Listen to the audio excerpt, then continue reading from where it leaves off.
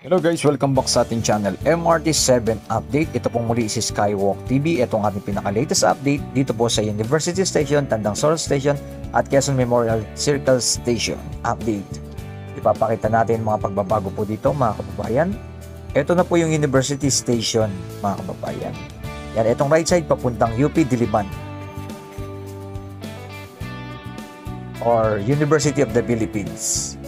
Ang good news mga kababayan, tuloy-tuloy po ang gumagawa dito sa University Station. Nakikita nyo, napakarami na po ng mga tao na mga gumagawa at tuloy-tuloy na po ang ginagawa. Ito po yung pinaka-underground station po dito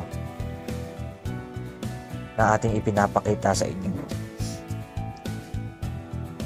Salamat sa mga nag-like, nag-share, nag-follow kay Skywalk TV at tuloy-tuloy ang ating pagbabalita sa iba't ibang lugar upang mabigyan kayo ng mga impormasyon at mga latest na nangyayari dito sa ating bansang Pilipinas. Yan, dire-diretso po yan. Itong right side ay going to SM Fairview, Batasan. Yan, nandaanan papunta sa San Jose del Monte. Ito po yung Commonwealth. Itong right side ay going to EDSA. And SM North. Yan ang mga dadaan dyan papuntang Cubao. Yan, nakikita nyo napakaraming puno sa ating right side. Yan po ang UP. Ito naman po yung Ayala. Itong ating left side. Ito po yung isa sa mga underground na dumaan. Yan, gawa na rin po yung daanan ng release ng tren dito. Ang talaga na lang po talaga nating inaabangan yung kailan po matatapos ito yung bawat station. Na minamadali naman po nila. Napakarami na po ng mga gumagawa. Pero inaabangan natin ang partial operation by next year, December. Tingnan po natin kung matatapos po nila. Pero nakikita na po natin yung mga progress ng mga station. At tuloy-tuloy na. Ito naman po yung Tandang Sorel Station. Tapos na rin po yung station dyan. Yan, finishing touches na lang po ang kanilang ginagawa. Yan sa station na yan. Yung loob na lang po talaga. Hindi na po natin nilapit ang ating drone. Bawal po kasi dyan. Dahil may malaking church po dyan na pag lumapit ka, hihigupin ang iyong drone. Yan. Nandito po kasi yung kanilang central. Bawal po ilapit ang drone dyan. Hihigupin po ang iyong drone. Kaya sinusum lang po natin.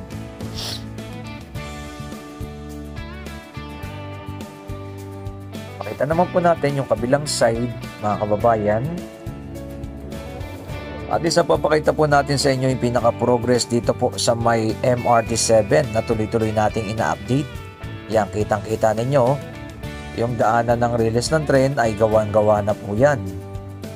Nakapag-trial na po sila dyan. At na lahat ng mga station ng mga bagon ay nandun na po sa may depot.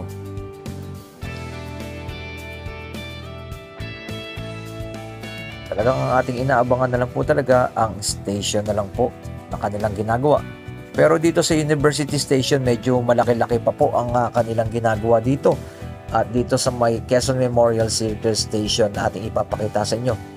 Medyo matagal-tagal pa po itong pero kung maraming gumagawa at tuloy-tuloy, makikita nyo naman po talaga ang progress. Ito pong lugar dito ay nagkakaroon talaga dito ng mga heavy traffic, lalong-lalo na pag mga rush hour. Ay ang hirap talaga dumaan dito. Kaya napakalaking tulong pag magatatapos na po ang MRT7. Sa mga hinaharap ay napakalaking ginawa sa ating mga kababayan na mga nagko-commute. Lalong-lalo na dito sa may going to Batasan, SM Fairview, Payatas. Yan yung mga tatamaan niyan. And shortcut papuntang Novaliches. Ganyan po. Yan, natatanaw na rin po natin dito. Ito po yung Quezon Memorial Circle. Yan o. Kung saan mismo nakalibing ang ating Pangulong Manuel L. Quezon. Yan.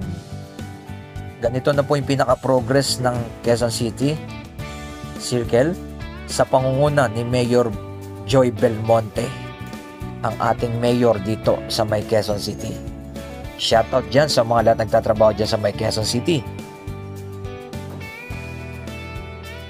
Ayan, tanaw na tanaw po natin, napakaraming mga puno dito, napakagandang mamasyal dito sa circle.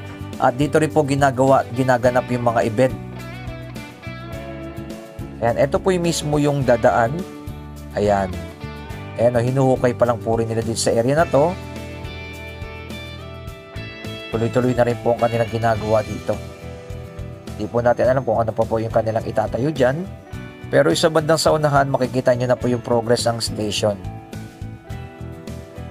Yan, medyo ito nabinbin lang po dito, nagkaroon ng problema kasi medyo tumaas. Kasi dapat po talaga ito underground po talaga ditong area na to. Pero ito po ang pinaka-progress na po nila. Na-settle na po nila yung kanilang mga problema dito. At ito'y tuloy-tuloy na. Ayan, sa lahat ng mga mamamasyal sa Quezon City, ito na po yung pinaka-station, ang Quezon Memorial Circle Station. Ito, tanaw na tanaw rin mismo na tuloy-tuloy na po ang progress na po ng station dito.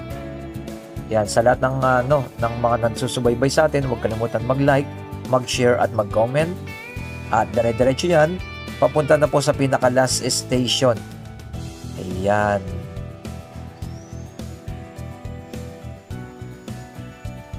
Ayun, tanaw na po sa pinakadulo ang station. Yan, dyan na po yan sa may SM North and Trinoma. Dyan na po papuntang EDSA na po yan na magkoconnect ang LRT1, ang MRT7 at ang MRT3. Ang joint station naman po yan. Yan po ang nakikita natin na nagiging progress natin dito. Ito naman po tuloy-tuloy naman po kanilang ginagawa dito. Yan, nagkakaroon na talaga dito ng moderate traffic. Papunta na po sila ng EDSA. Yan, Cubao. Yan po yung mga shortcut.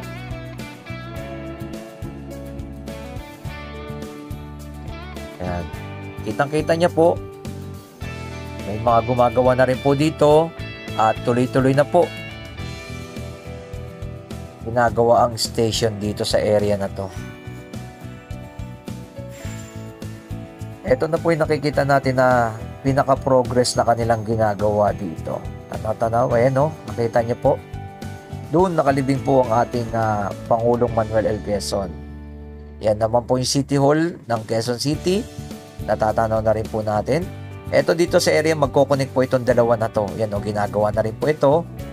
Magkoconnect yung dalawang itong area ng park dyan. Yan. Yung Ninoy Aquino Park. At ito nga pong wildlife tsaka itong circle. Magkoconnect dalawa.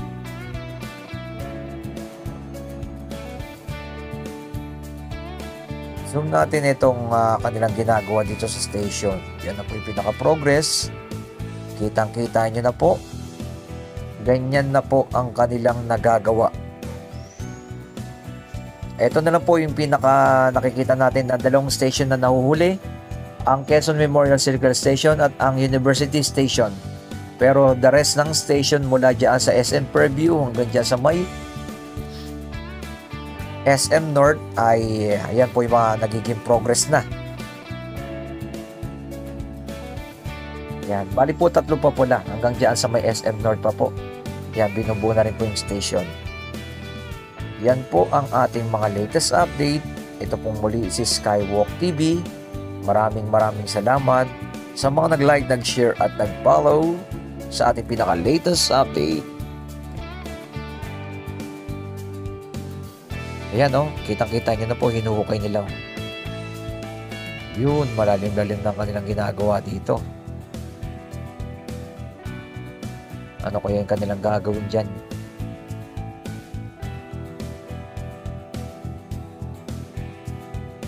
Yan, kita natin yung pinakabuong view dito sa lugar na to. Muli po, maraming salamat sa inyong lahat dyan. Ito po muli si Skywalk TV. Diyos ang aming sandigan, serbisyong publiko ang aming pinahalagan. Maraming salamat po sa inyong lahat dyan.